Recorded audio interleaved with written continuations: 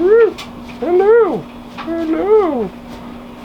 Are you gonna fix the muffler? Yes. High five.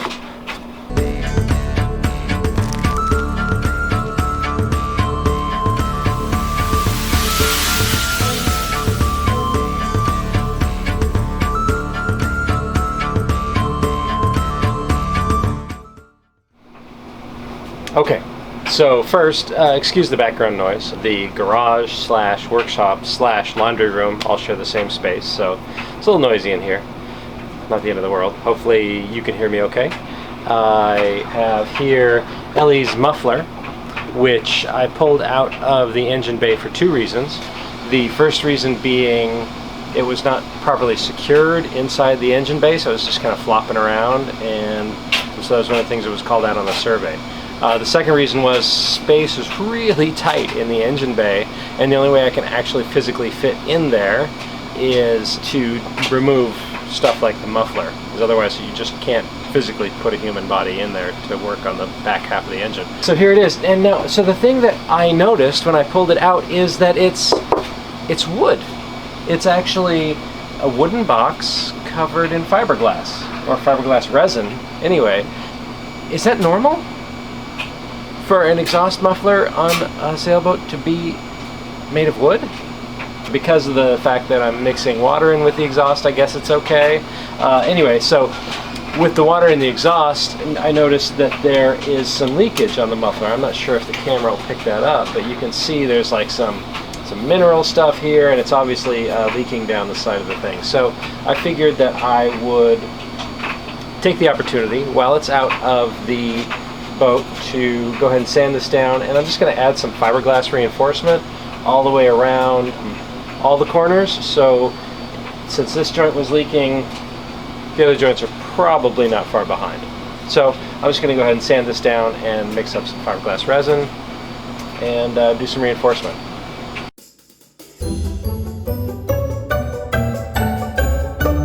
Oh, and so one of the lessons that has come out of trying to simplify our lives and slim down in order to fit our lives onto a sailboat is how many things we saved because we might need them someday, and it almost never works out that you need them. So one of the things that I saved from probably, I did the math, and it's something like 25 years ago, I bought this mat of fiberglass to repair a rusted spot in one of my old hoopty cars. I saved it because it might be useful someday, but as you can see, it's like totally contaminated with grease and it's filthy, and so I saved it, and it's garbage. Same thing with this stuff, right? I bought the fiberglass resin. It's not, again, this was sitting on a shelf for 20 years. So, and there's, the liquid hardener might actually have some juice in it, but it's 20 or more years old. I wasted the space. So basically the lesson that I've learned, that I'm continually learning, is when you save stuff because it might be useful someday, it continues to degrade. Right? So you come back to something 5 or 10 years later after you saved it and it's not useful, or technology has moved on, and the products that are available today are much better than the products that were available when you saved the object. So basically what I'm trying to get at is saving stuff doesn't really save anything. You know, obviously there's a balancing act between being wasteful. You don't want to use half of a product and throw it out, but maybe find somebody else that can use it instead of just letting it sit on a shelf.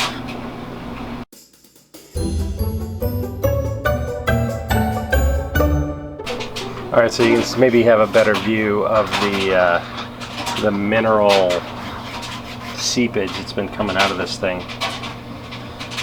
So we're just going to get this cleaned up.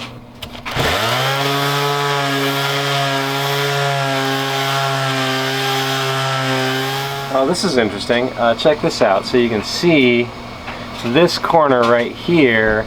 This is the corner that is in constant contact with the hull of the boat, and obviously it's been pretty wet. I've actually got some moisture Looks like moisture coming out through the fiberglass, or through the plywood here. So obviously this is a problem for the longevity of the muffler. So again, a nice fiberglass reinforcement here I think will help a lot.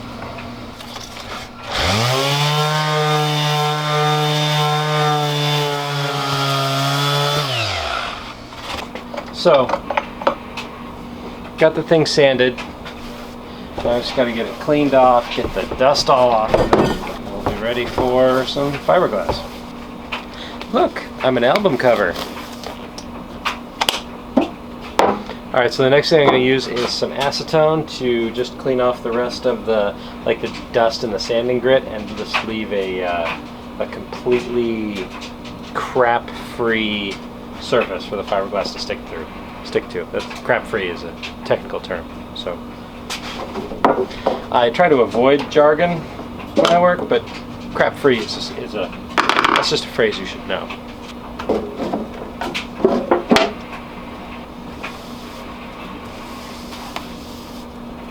Alright, so I've got some new fiberglass mat and some new resin that came with the hardener in the top. I just picked this up at my local auto parts store.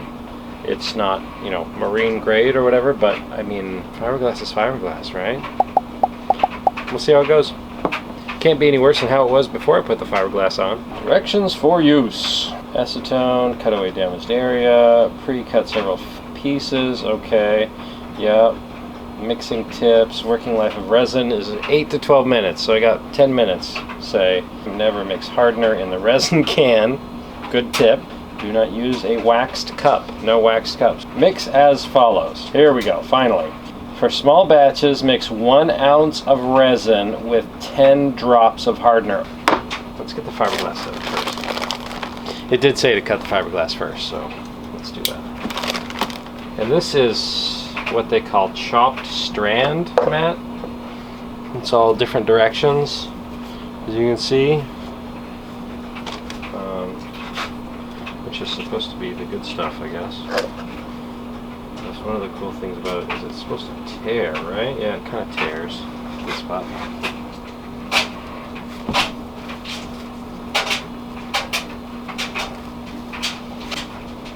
Okay, so here's my first little hinky-doo of fiberglass. That seems like it'll be alright. I think I am going to cut the other ones with scissors. I kind of like this edge better. Since I'm not trying to like blend it in with a surface, this seems like it creates undue mess to me. So, scissors from now on. That just feels like a nicer piece of material to work with. We'll see. Now,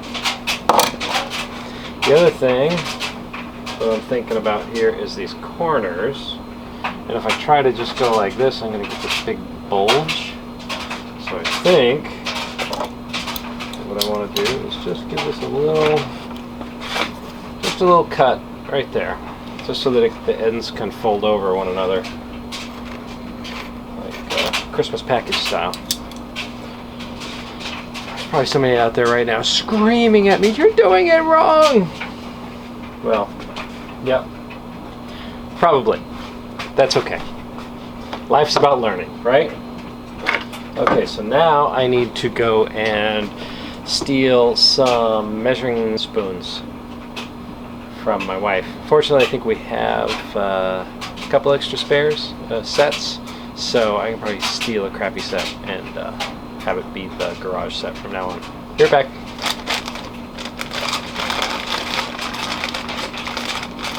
Love this. You can still see it's got the pink from the popsicle on it. Nice. So, there are some things you can save and have them be useful, but you know, more than something like this, I don't need 1,000 of them.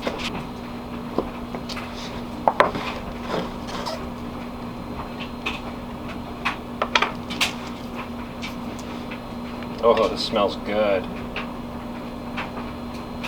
This smells like quality workmanship here. So it says to prick the tube with a pin. So, fortunately, I have one of those. Okay.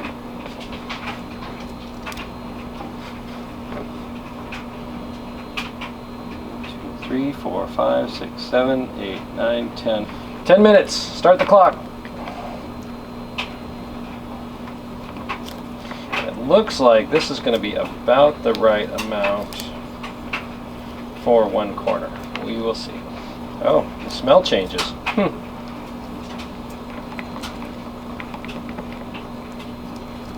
All right. Well, we'll just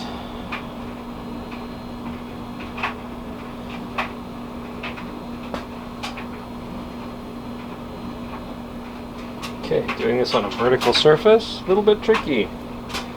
There's probably a technique, and I don't know it.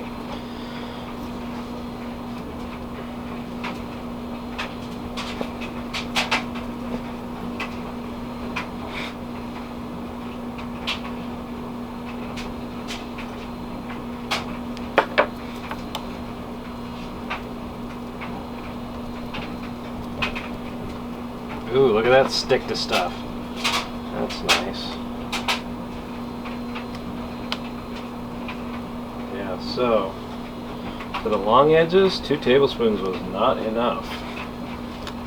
Apparently, that little roller doodad they're trying to tell you, I can see how that would really be helpful. Not that much.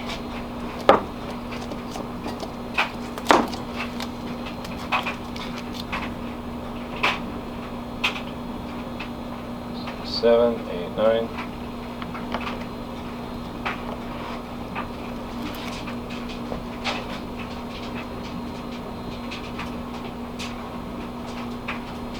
Oh, I'm liking it. I'm liking it.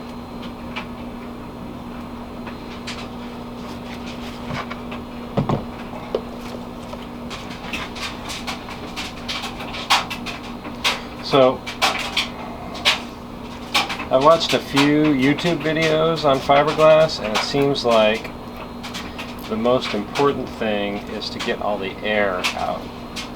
So as I'm going over this with my popsicle stick here, that's mostly what I'm focused on. Trying to make sure that the resin soaks into all the parts of the glass. Nice even coating, saturated, and there's no little air bubbles. I have to say, I'm glad I cut this with a knife instead of trying to do it with these super frayed edges, because everywhere that the edges were really frayed, that's where I'm struggling with little air bubbles underneath the glass. Might as well run this last little bit right here, right along the most critical area.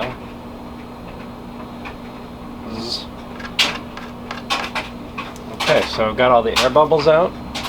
That's about all I can do for now. So now cure time is 10 minutes.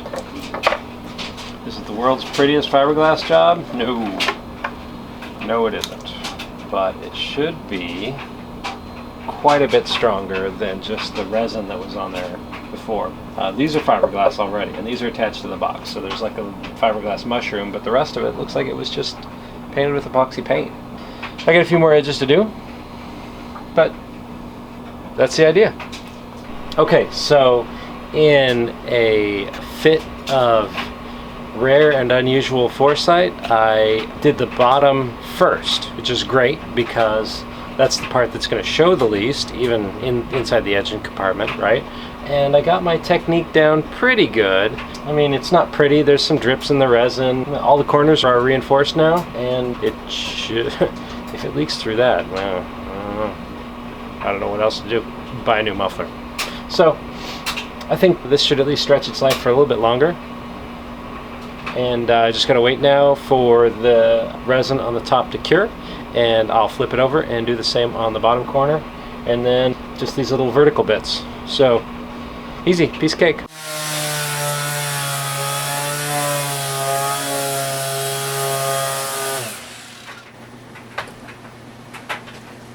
Whew. Okay, so that brings to an end the sanding portion of possibly the world's ugliest fiberglass job ever. I'm just going to get this wiped down, get the dust cleaned up, and get some paint on it, and call it good.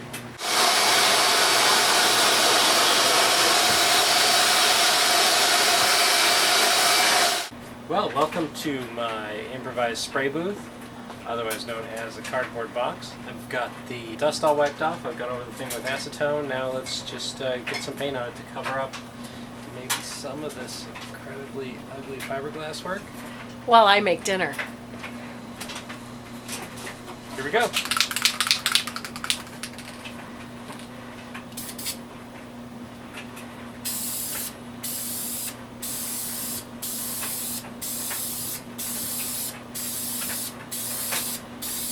Looks better already.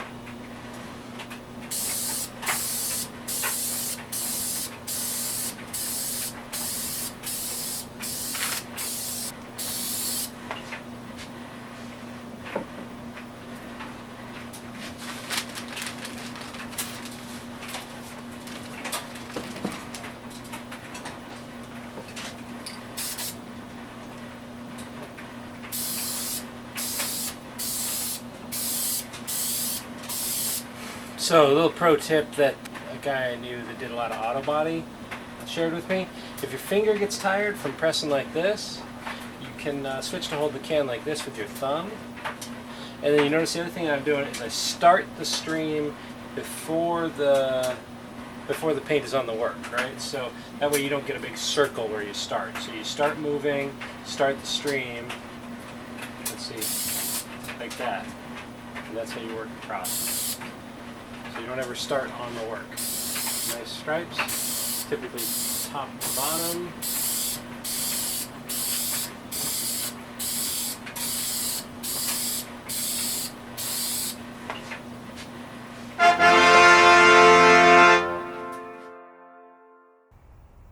Okay.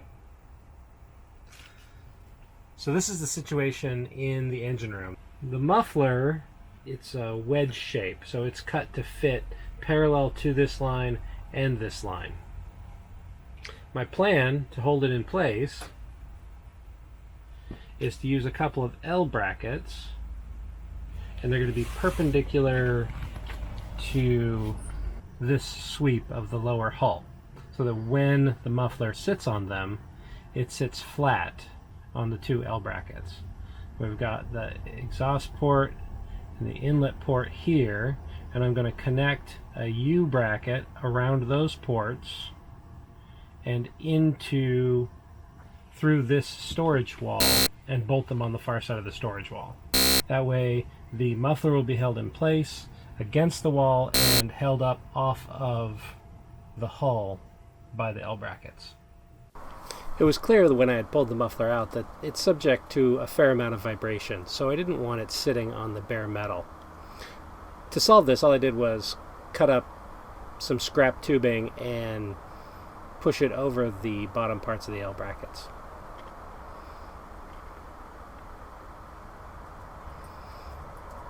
Then I drilled some holes in it so that I could slip some zip ties in to hold it in place. And there you have it. Now it's time to get these brackets installed. Notice my special under-the-leg drilling technique.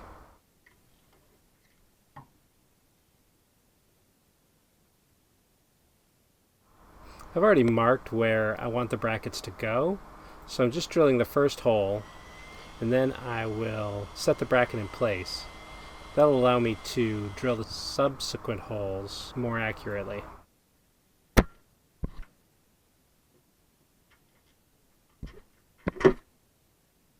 I'm using nylock nuts on the backside of the bulkhead. You can't see them here, but I selected them because they won't come unscrewed, even if they begin to vibrate loose. There's a bit of nylon inside the nut that holds it in place.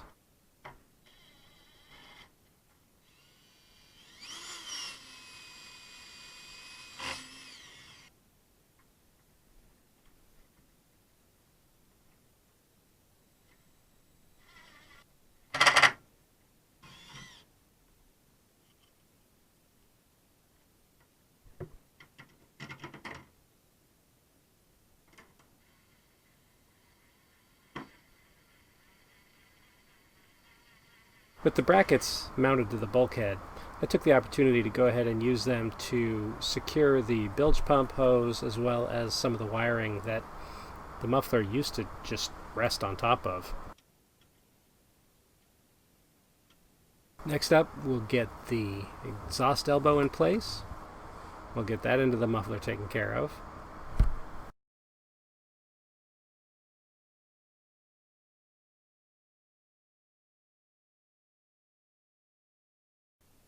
Getting the exhaust port connected back to the exhaust hose was a real pain, but I was eventually able to get it on there with enough boat soap and enough coaxing. And of course, as luck would have it, at that point the batteries in the camera ran out. But I came back later and took a couple pictures, so you can see how the U-brackets hold the muffler in place as well, also padded with a bit of hose. And the all-important leak test. Looked pretty good.